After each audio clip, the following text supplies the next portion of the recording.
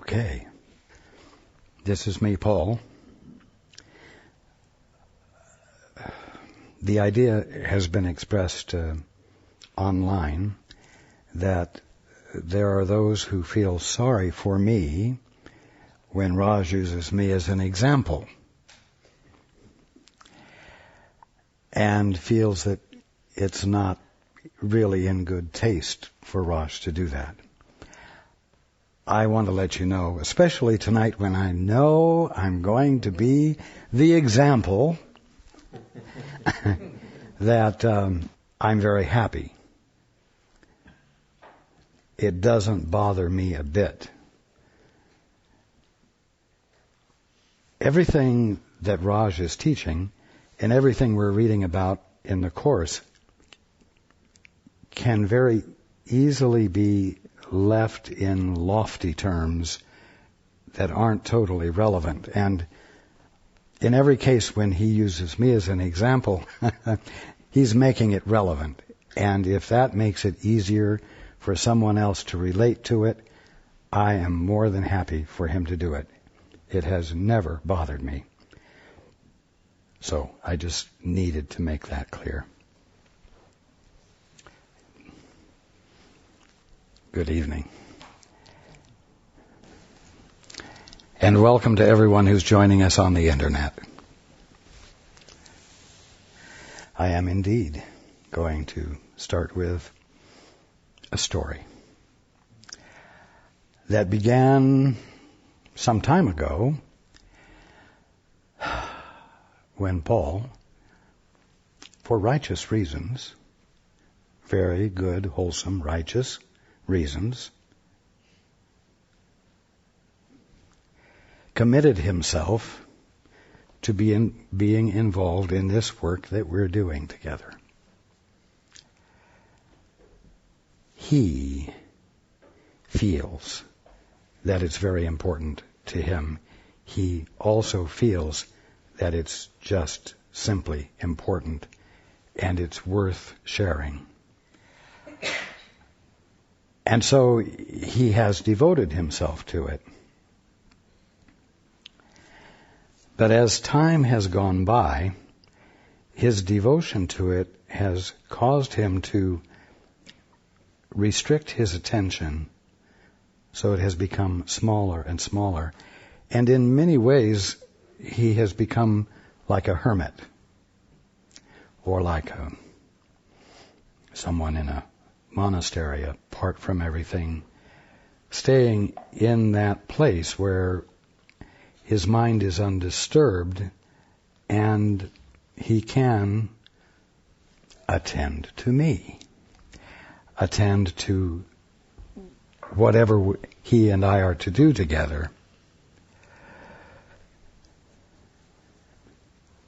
Because of this, it has become more and more difficult for him to actually get anything done, which has frustrated him even further. It has seemed that life itself has been very demanding. You know, irrelevant things like paying bills and doing the bookkeeping and things that have nothing to do with enlightenment, nothing to do with transformation of the mind. How about just going to the post office and going grocery shopping, you know? Family involvements. He had begun to feel as though no one respected what he was doing as much as it needed to be respected. And yet he did not grasp that he was binding himself unnecessarily. And when he would come to me, and how shall I put it? In spite of the fact that he was angry at the situation, he would, in a friendly fashion, inquire of me, how the situation could be changed so that he could accomplish the things that needed to be accomplished. Meaning the things he had decided needed to be accomplished. Like proofing the transcripts so that people could have them and enjoy them, and there was demand for them.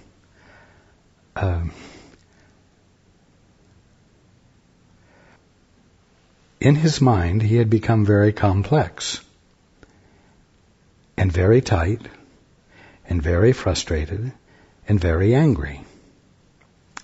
So, last Friday morning, the day before last week's gathering, while Susan was taking her shower, I talked with her. And I told her that it was not only important, it was necessary for she and Paul to leave and go to Disneyland. Now, Paul has goosebumps. He is having a personal reaction because now everybody knows that last Saturday there was no gathering because he was playing. He was not attending to business. And so when she got out of the shower, she said, and she was being gentle with him, she said, I really don't know what to make of this. Raj has just told me that we are to leave immediately, like that day, for Disneyland and not come back until the following Tuesday. Not just over the weekend, but 3 days.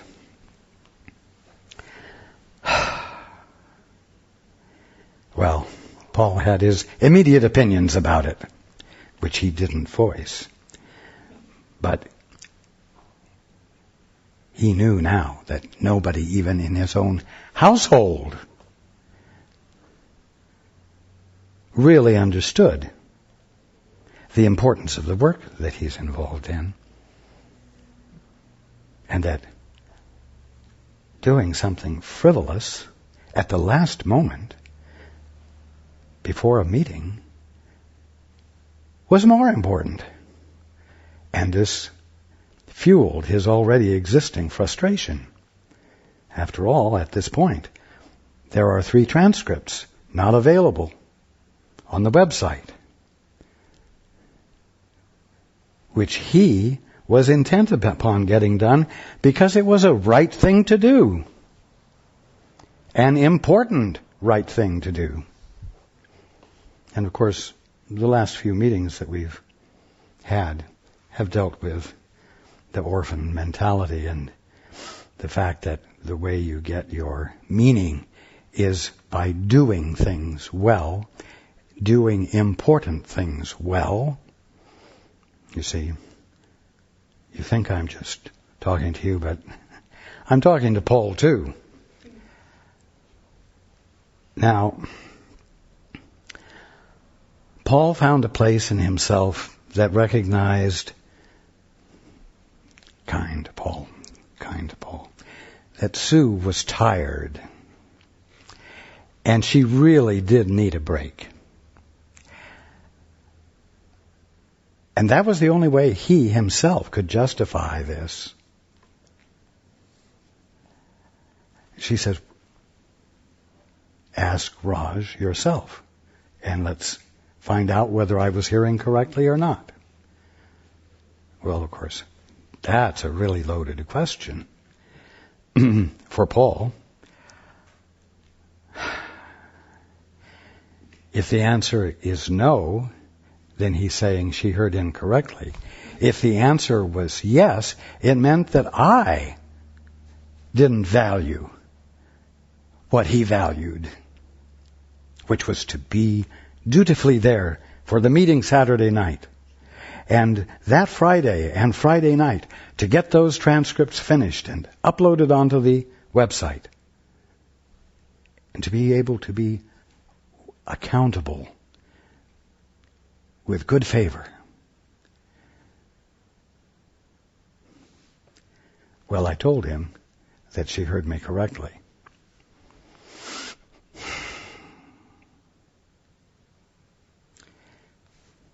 You see, he was not happy with that answer. But as a pretty talented orphan, he decided to be as flexible as he could be and to do his best to feign willingness, even with a certain lilt to his step, okay? But as the day went by, tickets were purchased, and packing began, he noticed a discomfort in his hip. Felt sort of like a pinched nerve or something. It went from his hip bone around into the groin. But it wasn't disabling, it was just bothersome. He figured out for himself that it must have been from something he had lifted in the process of packing. No big deal. And so he let everyone know there would be no gathering and proceeded to get everything ready to go along with Sue. And Saturday morning, very early at 4 o'clock, they left to catch the plane. Now, I'm not going to go into every detail of the trip, but the point was that he went with a grudge, which he hid, and he tried to make the best of a situation that did not fit with his sense of what was meaningful and important. He knew he, in terms of being a responsible orphan, was already behind in things that appropriately needed to be done. And to take this time out, and by the time it finished, it turned out to be 5 days gone. 5 days of what he interpreted to be irrelevant, meaningless activity. He felt disrespected, dishonored, and misunderstood. Now, I will tie this in with what we're going to be reading tonight. We were talking last week about, and the week before, about how the ego uses time, how the orphan mindset uses time, that it uses the past, which is flawed, to justify a future in which, remember that word, expiation can occur, the atoning for one's mistakes, the doing of penances, or holy activities to offset. Well, Paul saw that his past and what he perceived to be his willingness to disrespect what he should be respecting because everybody else was disrespecting it, and they had needs too, that he would then have a future in which to pay for it. As the days went by, the discomfort in his hip became more severe. And he was able to cover it up very well until the 4th day. And on the 4th day, when he had to have help to put on his socks and his pants, and it was obvious that there was a need, and he got to the park and had to rent a cart to ride in because it was too uncomfortable to walk, he still didn't make any connection between the grudge he was carrying, his conviction in the rightness of his perspective. He didn't see the connection between that and the physical problem that he was having. Now, all of you do this in one way or another. You have your pet project, or you have your life work, or you have something relative to your job that you must do well on because it is going to be the turning point for the rest of your career. And so the rest of your career depends upon what you're going to do at this immediate point. And you become fixated on it. And anything that doesn't have anything to do with that is irrelevant and is an intrusion and is an expression of lack of respect for what you know you have to do. Even though the intrusions that are coming in are saying, sweetheart, you're neglecting the family. Hey, you can't do it this way because everyone around you is suffering. You're short-tempered, you are curt, you are actually unkind, and you cannot do this. You must find a way to be able to express love. And you say, everybody is simply going to have to understand what I'm going through, and let me get past this point, and then I'll be able to be relaxed again. You see, you all do this. You all get your mindset. You get your mind set on something, and everything else must become must take second position. Now, with this in mind, let's go into the book.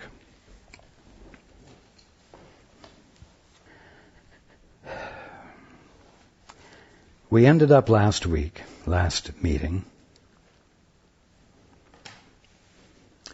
illustrating the fact that as an orphan, as one who is self-originated, self-created, your one purpose is to prove your validity. You see, those who are orphans have fathers and mothers who give them validity. Those who are not orphans have mothers and fathers who give them validity. But orphans have no connection to anything. And so they cannot gather the validity of their existence from anything. And so they must create it out of whole cloth. And because they are trying to successfully be something they cannot be, none of you can successfully be an independent orphan. Everything you do is bound to fail. And so life is a struggle.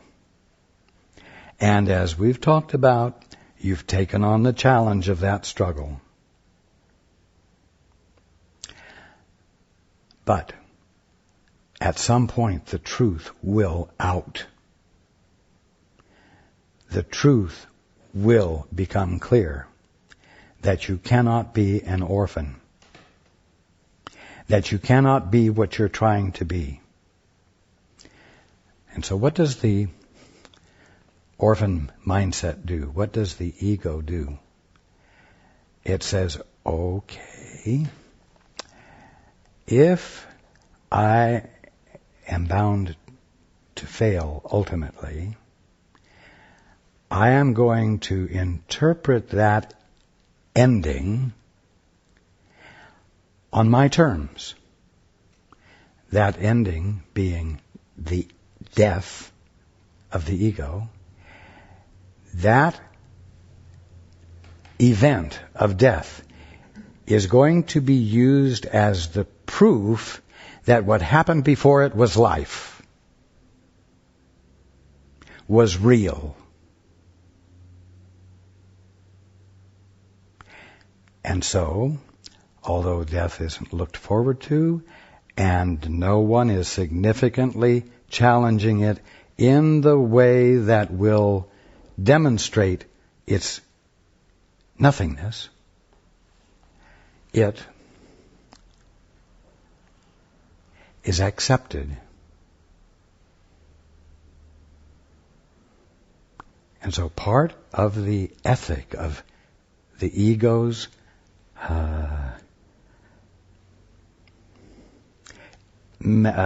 infrastructure is to embrace death as an ultimate proof that life had been successfully established and lived. Now,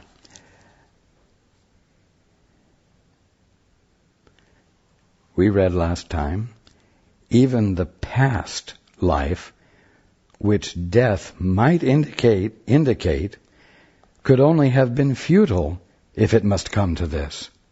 I mean, what's the point in living a life that must end in death in order for its actuality to be validated? Even the past life, which death might indicate, could only have been futile if it must come to this, and needs this to prove that it was. You question heaven, but you do not question this. You don't. You know, the saying, only two things are sure, death and taxes. No one actually stands up and says, I don't intend to die because I am beginning to understand that death is an illusory experience that we put ourselves through, that we don't have to put ourselves through, and I'm getting off the wheel of history. This life I am living now is the life when I'm going to get off the wheel of history. You could heal and be healed if you did question it. And even though you know not heaven, might it not be more desirable than death? You have been as selective in your questioning as in your perception. You see, and I want to tie this in with Paul. He has been as selective in his questioning as in his perception. Because he wants me, when he comes and inquires of me, he inquires in the context of my changing the circumstances so that he can do something he feels righteously that he should be doing, when that isn't what he should be doing. And the way he's feeling obligated to it is not the way he should be feeling.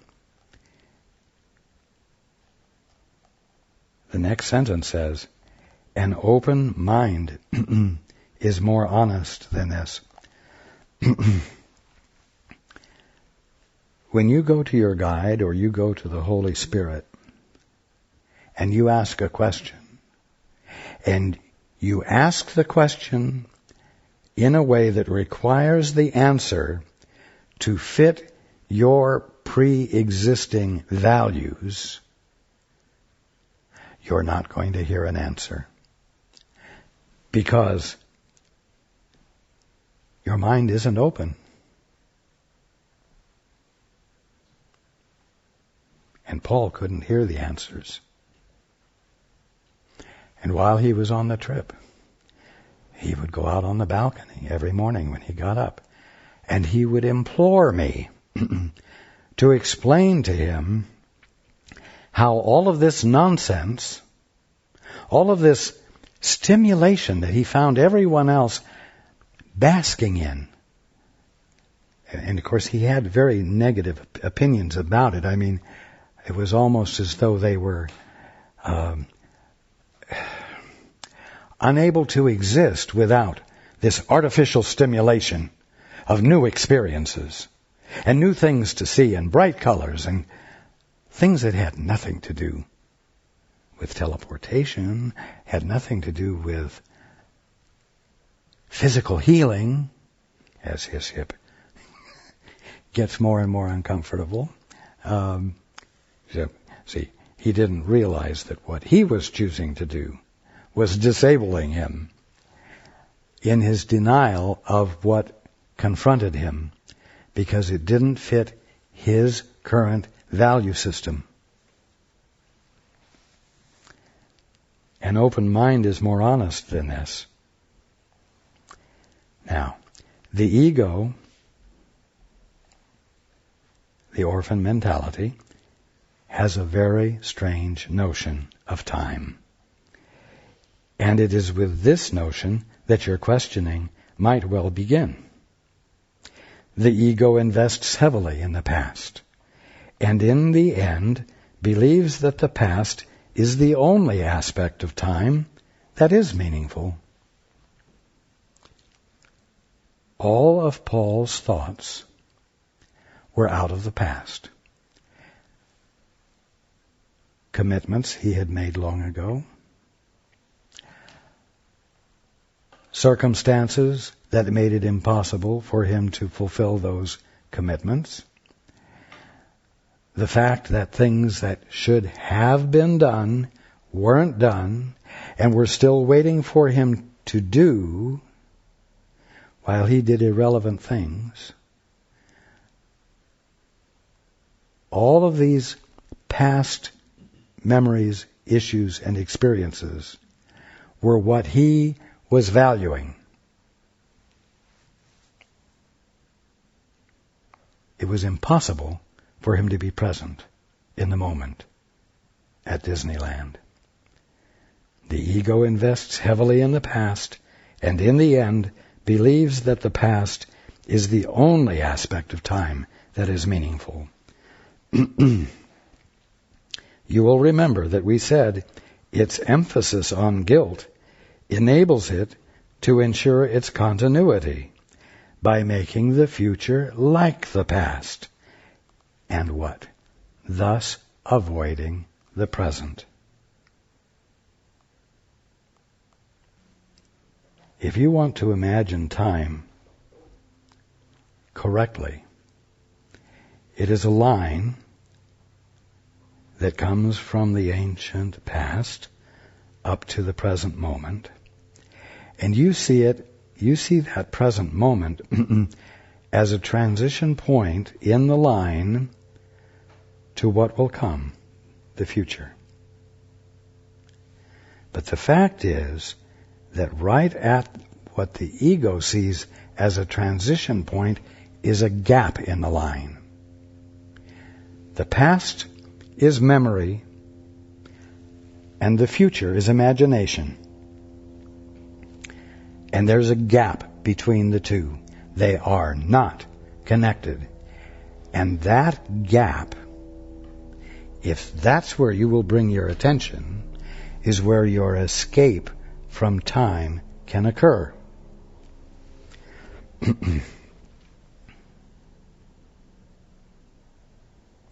You will remember that we said its emphasis on guilt, the ego's, enables it to ensure its continuity by making the future like the past and thus avoiding the present.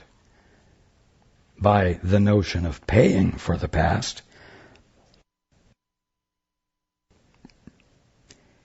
in the future, the past becomes the determiner of the future, making them continuous without an intervening present. You see.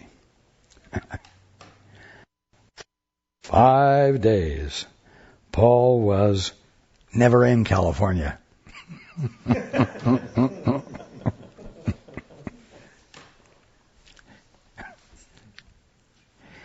He was in the past, forecasting the future,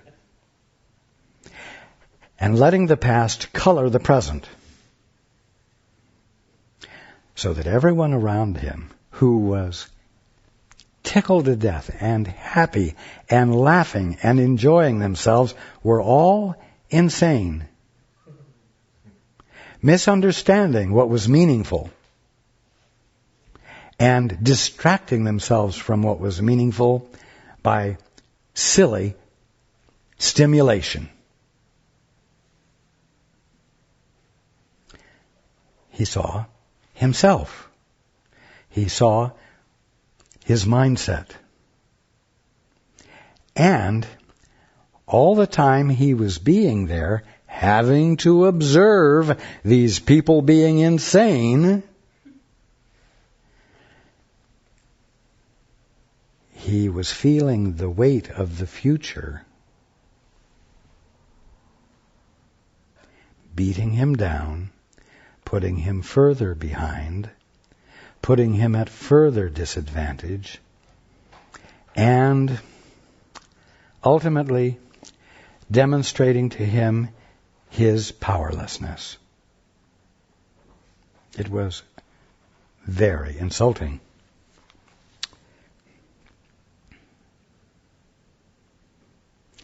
By the notion of paying for the past in the future, the past becomes the determiner of the future, making them continuous without an intervening present.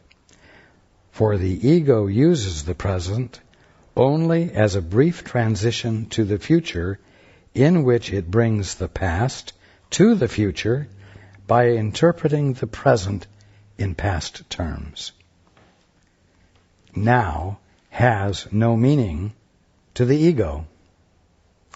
The present merely reminds it of past hurts.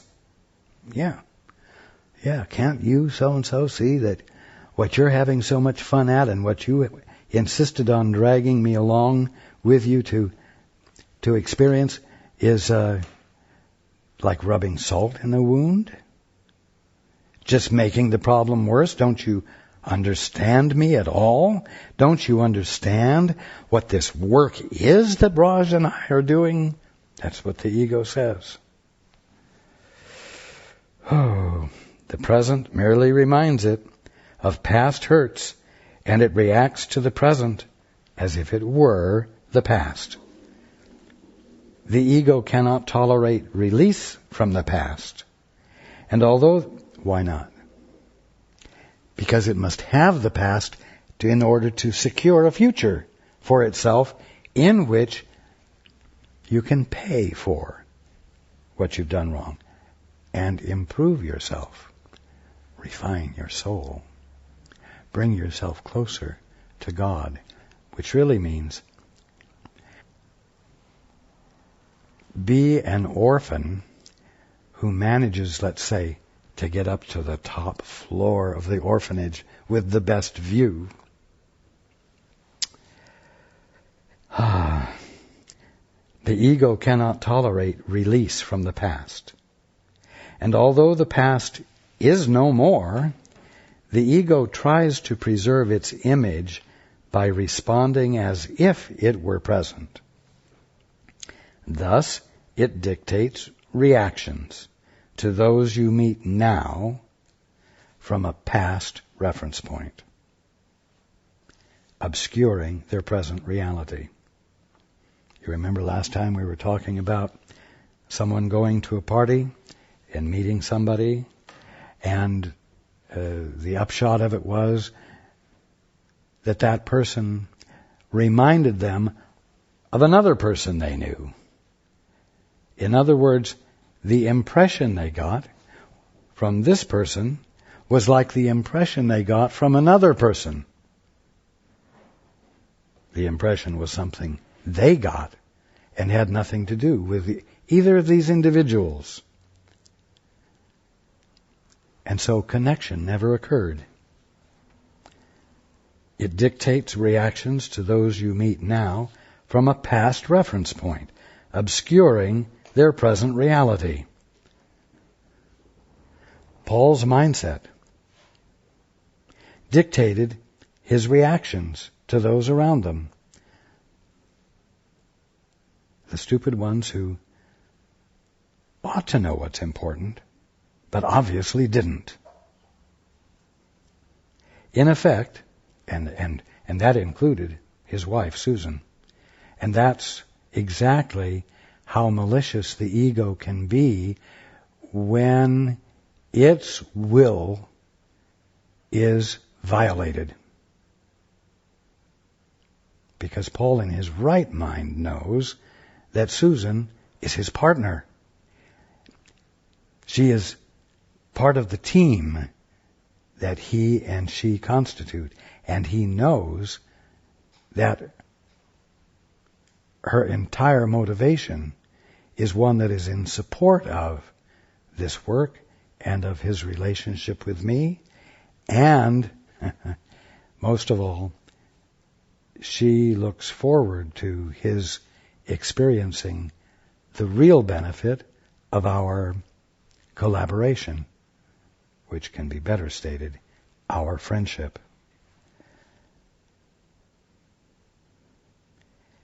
In effect, if you follow the ego's dictates, you will react to your brothers as though they were someone else.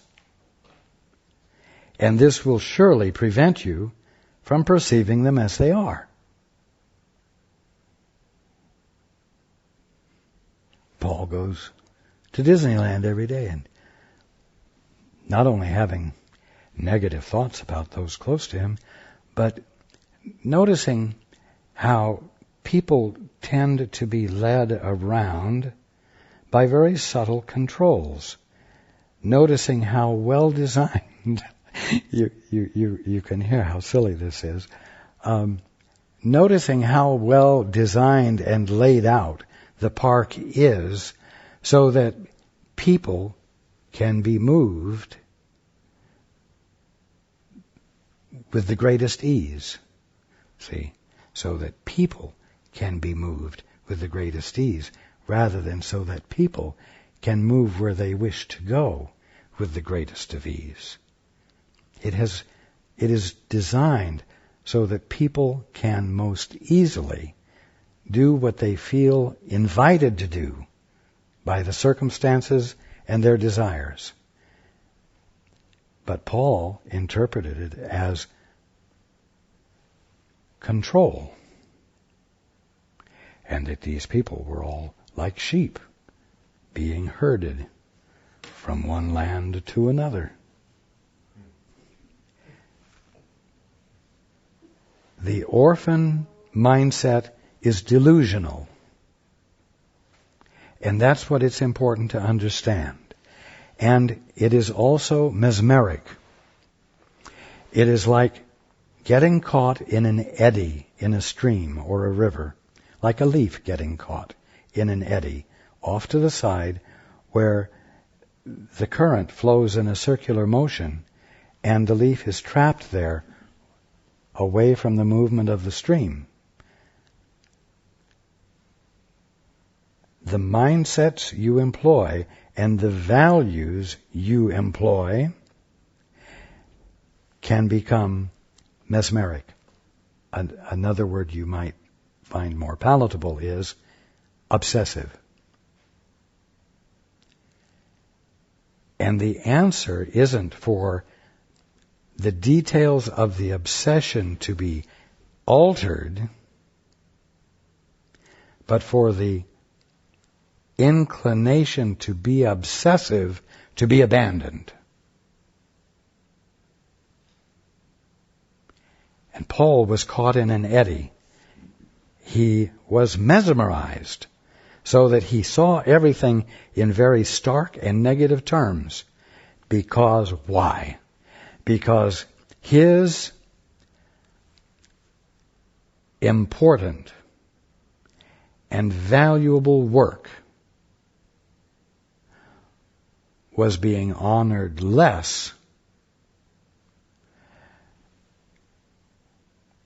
than the wild stimulation provided by Disneyland. Now, you all can laugh. But your own obsessions are just as silly. Let's continue. In effect, if you follow the ego's dictates, you will react to your brothers as though they were someone else. The jerks you think they are. And this will surely prevent you from perceiving them as they are. And you will receive messages from them out of your own past, because by making it real in the present, you are forbidding yourself to let it go. Oh boy, Paul held on to it, and held on to it tighter and tighter until his leg wouldn't move, and he had to ride in an elderly person's cart. You thus deny yourself the message of release that every brother offers you now, meaning in the gap between the past and the present, the past and the future. Yes, there was wonderful stimulation constantly provided at Disneyland that, if allowed to register, would have served to let Paul slip off of the line of time and become unbound to what he had become fixated on, which was the whole reason I insisted that they go. The shadowy figures from the past, these are memories, these are impressions that you're giving preference to rather than the experience of actual contact with a brother. The shadowy figures from the past are precisely what you must escape. In other words, it isn't the reconfiguration of the shadowy figures from the past that needs to occur. It is escape from them that must occur. For they are not real and have no hold over you unless you bring them with you. And can you see what Paul took with him to Disneyland? He took the past. He took a whole way of thinking, and he took it with him into an environment that tried to suck his attention away from his obsession. And he held on to it for righteous reasons. He cannot use my presence or his willingness to be connected with me, and no one else can either. And he also cannot hold his connection with the Holy Spirit, that which is nothing more than his right mind, as a proof of his value, of his meaningfulness, or of his excellent position as a spiritualizing orphan. An image. It isn't something to capitalize on,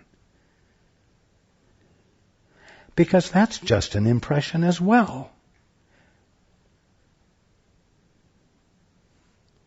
The shadowy figures from the past are precisely what you must escape. You know, the impression about so-and-so that is like the impression you got from her tonight. That's a shadowy figure from the past that colors your experience in the present and completely cuts you off from what's really happening tonight. The shadowy figures from the past, and I'm reading this over and over because it's a significant sentence. The shadowy figures from the past are precisely what you must escape, for they are not real and have no hold over you unless you bring them with you. They carry the spots of pain in your minds, directing you to attack in the present in retaliation for a past that is no more. And talk about attack. Paul was smooth at it and not too cutting, but in all righteousness he let it be known that what everyone was engaged in wasn't, in his opinion, really valuable, and therefore he couldn't let himself fully embrace it.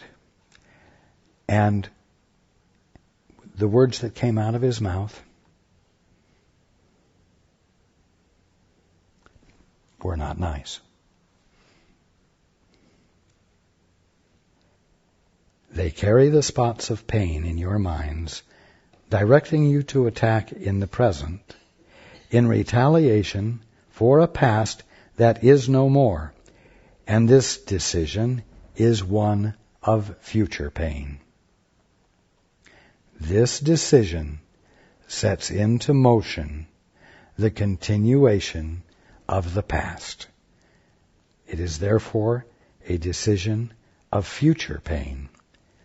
Unless you learn that past pain is delusional, you are choosing a future of illusions and losing the endless opportunities that Disneyland provides, which you could find for release in the present. It actually says, unless you learn that past pain is delusional, you are choosing a future of illusions and losing the endless opportunities which you could find for release in the present. It doesn't have to be Disneyland.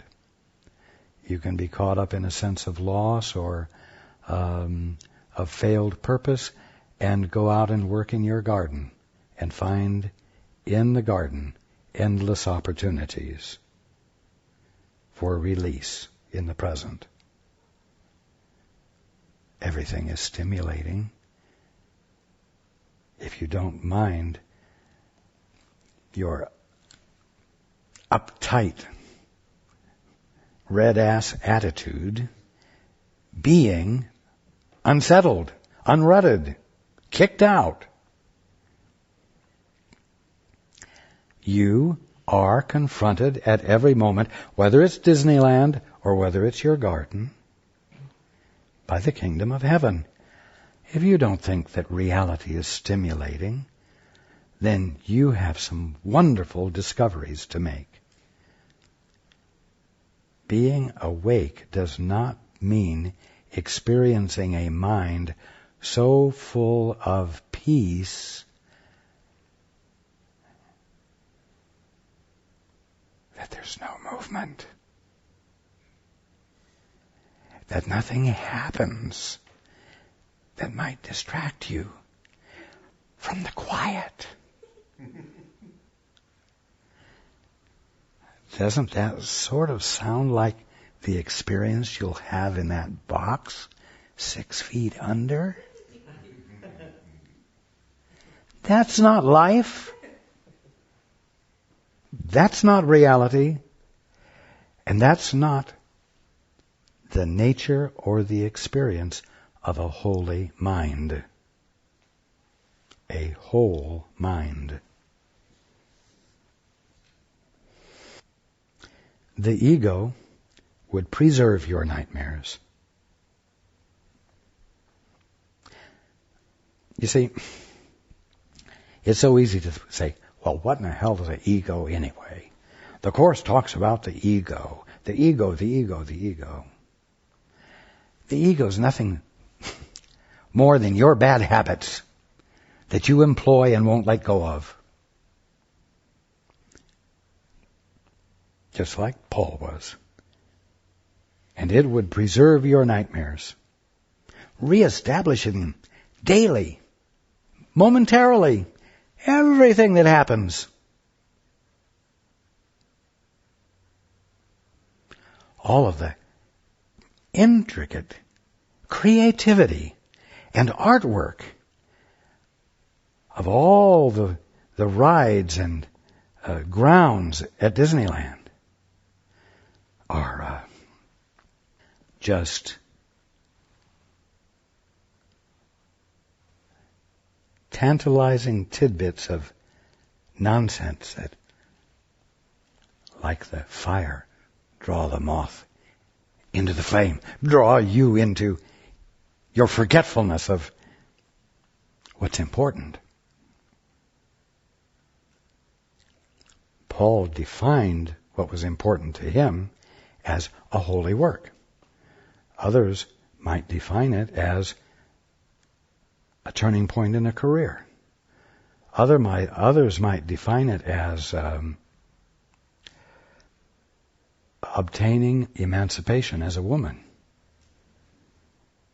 The ego would preserve your nightmares and prevent you from awakening and understanding that they are past.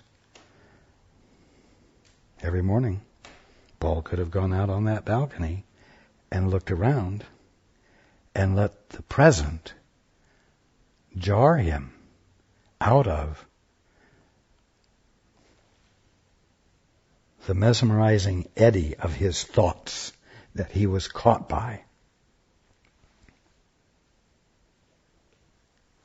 You see, it isn't the circumstances with the transcripts or the demands of daily life that needs to be gotten away from. It's this insane use of the mind by becoming preoccupied and fixated and obsessed upon a way of looking at things that doesn't represent the facts, but which are so compellingly obvious to you in your distorted frame of reference that you believe it. Now, would you recognize a holy encounter if you are merely perceiving it as a meeting with your own past? See, that doesn't mean that you would perceive it. You say, oh, this is a meeting from my past. That isn't what it means. If you are merely perceiving something going on in the present from a prior reference point, if you meet a new person who reminds you of a person you used to know, you're meeting with your own past, not with the individual in front of you. So would you recognize a holy encounter if you are merely perceiving it as a meeting with your own past? For you are meeting no one, and the sharing of salvation, which makes the encounter holy, is excluded from your sight. The last thing Paul wanted to do during those 5 days was share salvation.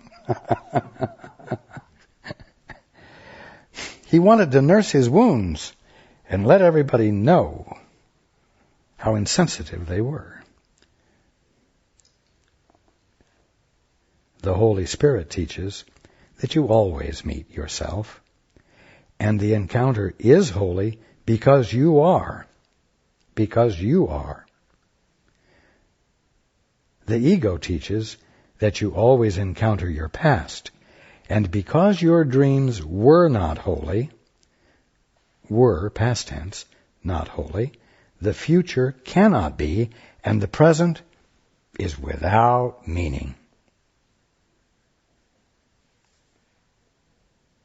It is evident that the Holy Spirit's perception of time is the exact opposite of the egos. Oh, yeah, the Holy Spirit. Yeah. That which is nothing more than your right mind.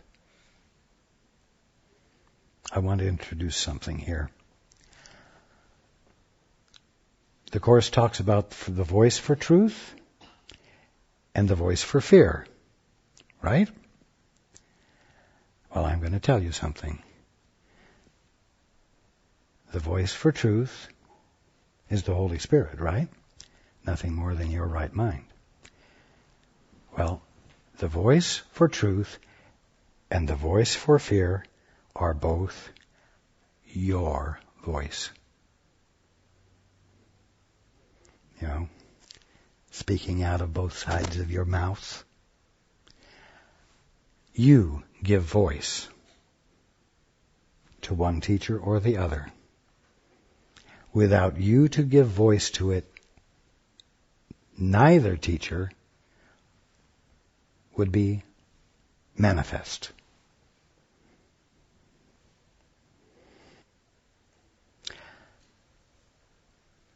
When you give voice, as Paul did for those 5 days, to the voice for fear,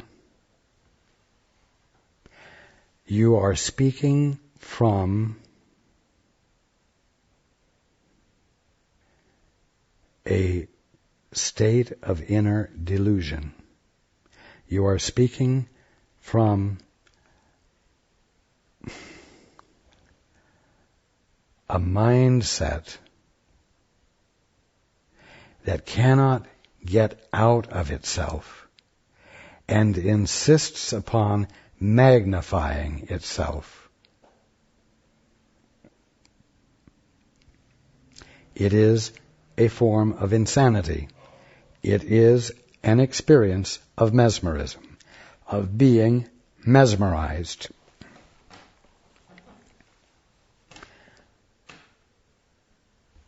But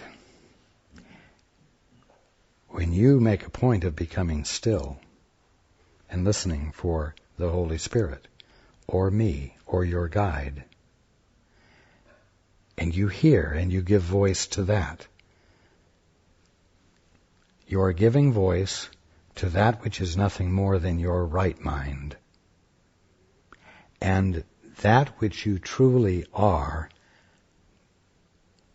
blossoms, blooms, begins to come forth and fill you with a new experience of yourself, which, if it is entertained, if it is allowed to remain, will slowly and even rapidly cause your frame of mind, your perspective, to shift so that to entertain the voice for fear and give it voice will become less and less attractive to you.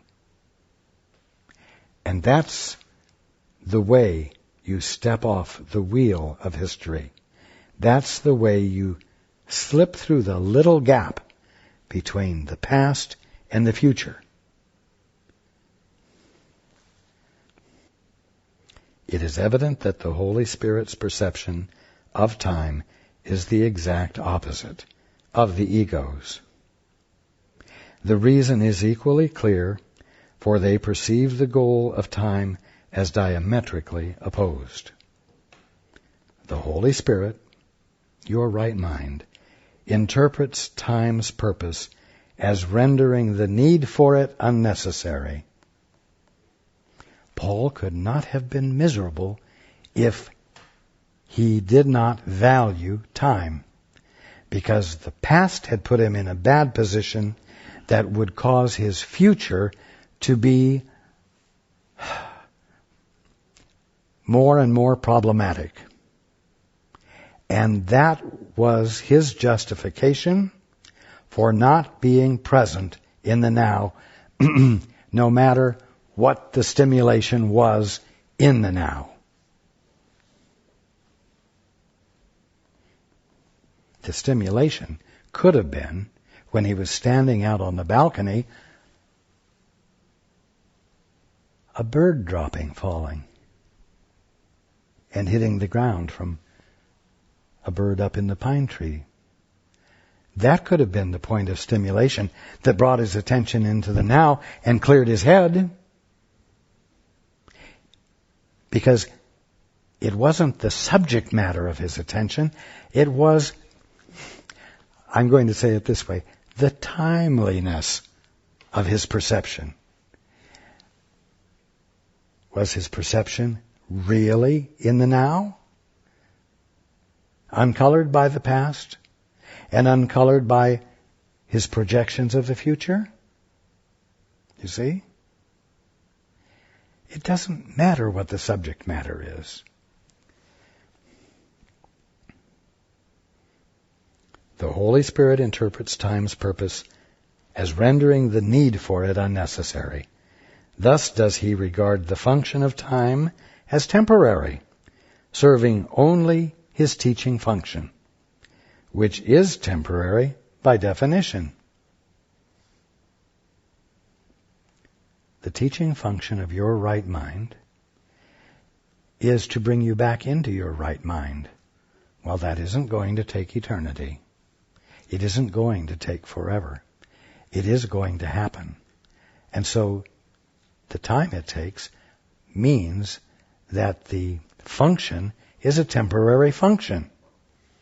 And when you finally yield into the moment, into the now, and let your attention be there without the coloration of your memory or your anticipative imagination, you will wake up. His emphasis, the Holy Spirit's, is therefore, listen to this, on the only aspect of time which can extend to the infinite. For now is the closest approximation of eternity which this world offers. Why? Because it is as though the little gap between the line of the past and the line of the future, the little gap is sitting in the middle of eternity. It is happening now. It's the only thing that's present. And if the line that constitutes the past and the line that constitutes the future were snuffed out, what would happen to the little gap? Well, the little gap only had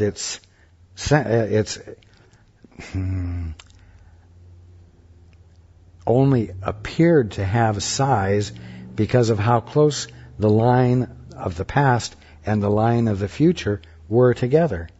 You drop them out, and now that little space can't be identified between endlessness, eternity. So his emphasis is therefore on the only aspect of time which can extend to the infinite. For now is the closest approximation of eternity which this world offers. It is in the reality of now, without past or future, that the beginning of the appreciation of eternity lies. For only now is here. And it presents the opportunities. Ooh dear, that awful thing called stimulation. It presents the opportunities for the holy encounters in which salvation can be found.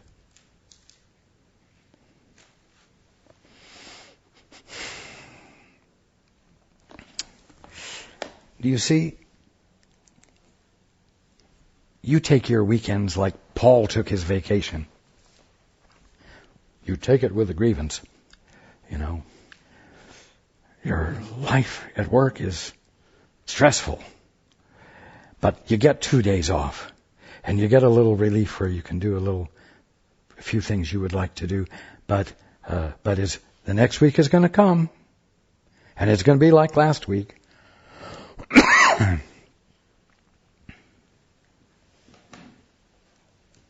And you don't realize that last week was nothing more than a week of impressions you had about last week. And thoughts you had about those impressions. And what you're anticipating for next week is built upon the impressions, not the actual experience with reality, but the impressions of reality which you took in the week before that you expect to happen. And so you set the stage. And you value this. You think you have to do it. And like Paul discovered after the fact, he didn't have to do it and you don't have to do it. You don't have to get caught in an obsessive pattern of insane thinking. And thinking isn't even really a good word for what's happening. An obsessive, unintelligent, discordant movement of disconnected, unreasonable thoughts which you think are totally reasonable. And because you believe them, when they are all impressions and not an experience of reality at all, you need a means of escape. From what? Not the job, but from the fact that you are operating on the basis of impressions that you gather for whatever righteous reasons you've come up with and which you use to refuse to experience the moment you're in, the real moment. That is what you need freedom from. And that's where healing occurs.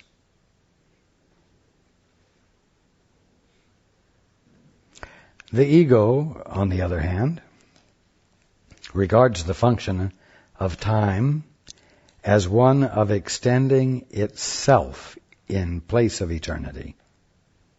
For like the Holy Spirit, the ego interprets the goal of time as its own. The continuity of past and future, under its direction, sound like control to you? The continuity of past and future under its direction, and doesn't it sound like Paul was trying to be in control the whole time everyone else was letting themselves be stimulated out of their gourd with good stuff that was irrelevant?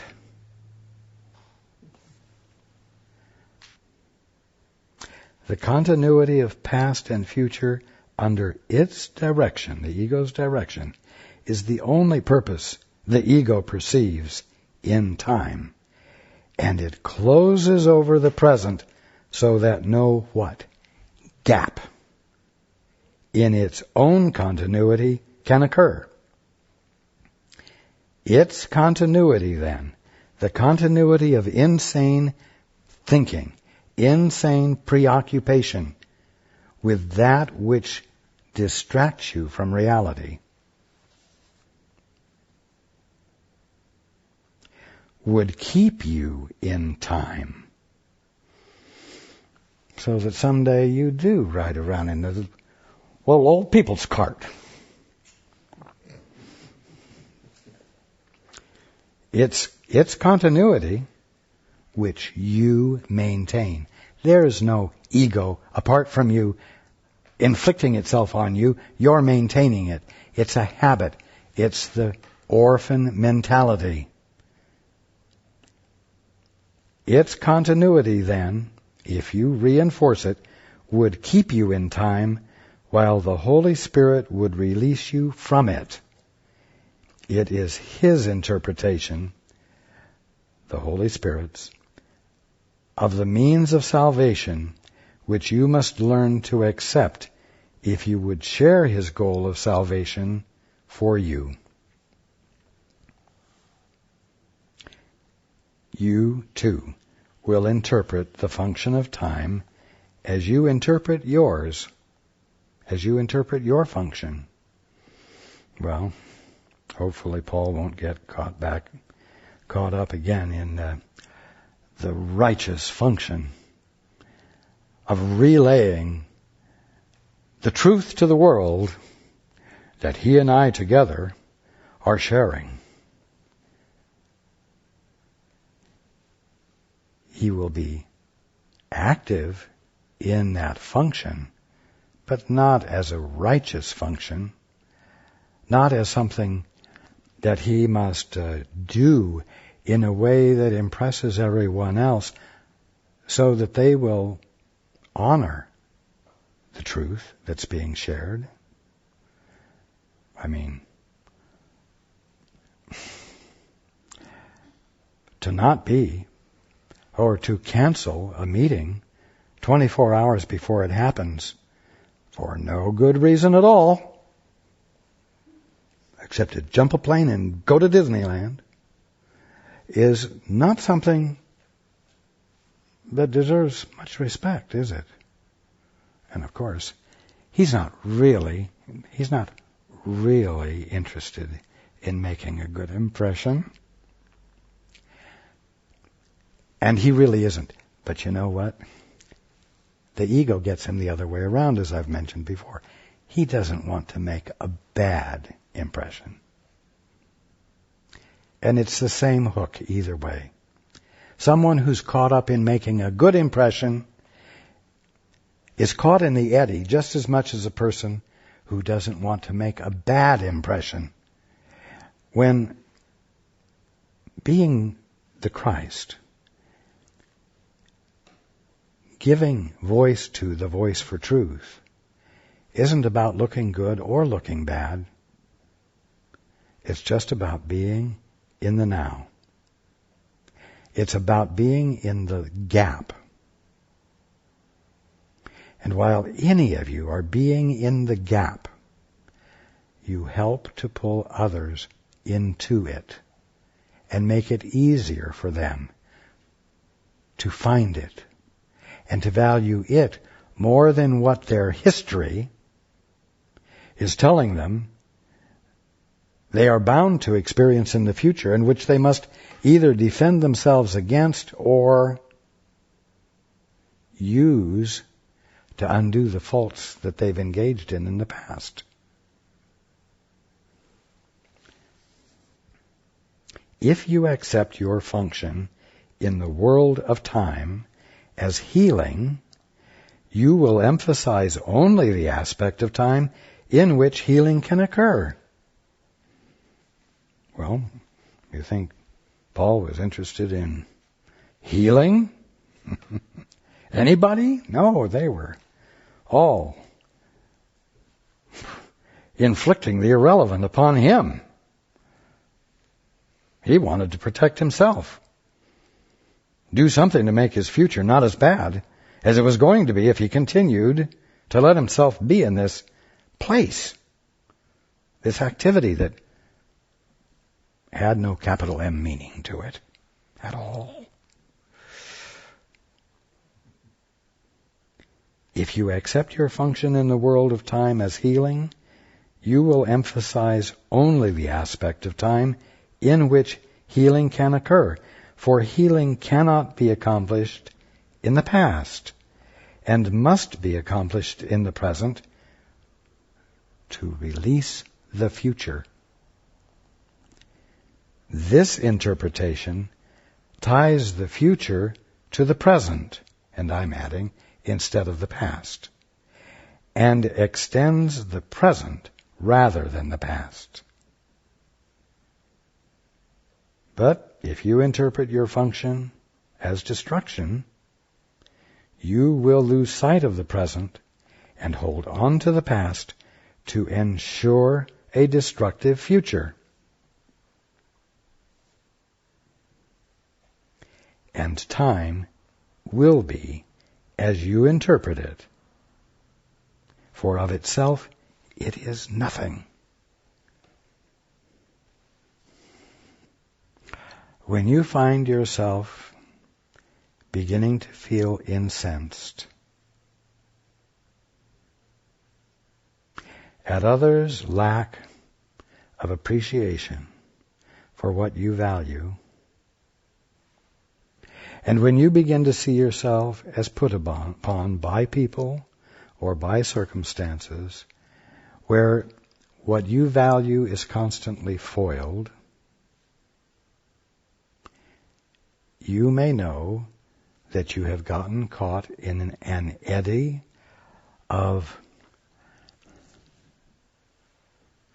well, I'm going to call them morbid thoughts swirling around a central point of attention that you are bringing to it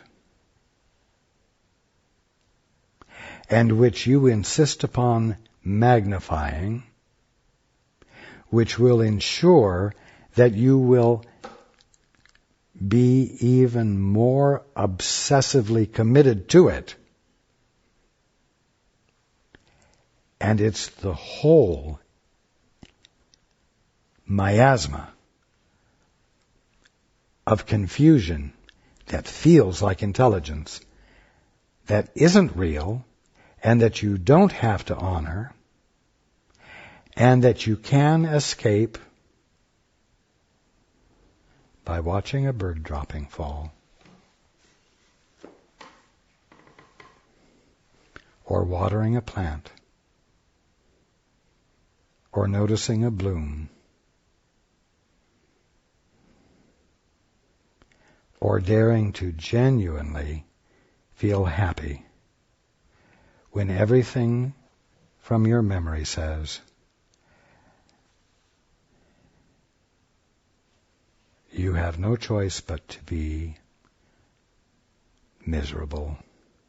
You have no reasonable choice but to feel miserable. It's a lie. It's a mesmeric lie. It's a self-perpetuating confusion that will exist only as long as you give your attention to it, and will vanish the moment you bring your attention into the little gap between memory and imagination, the past and the future.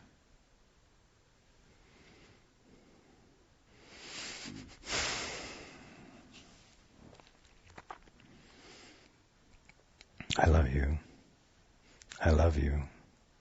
I love you. I love you. I love you. I love you. I love you. I love you. I love you. And I love everyone watching. This is not an advertisement. Get into the gap. And I look forward to being with you next week.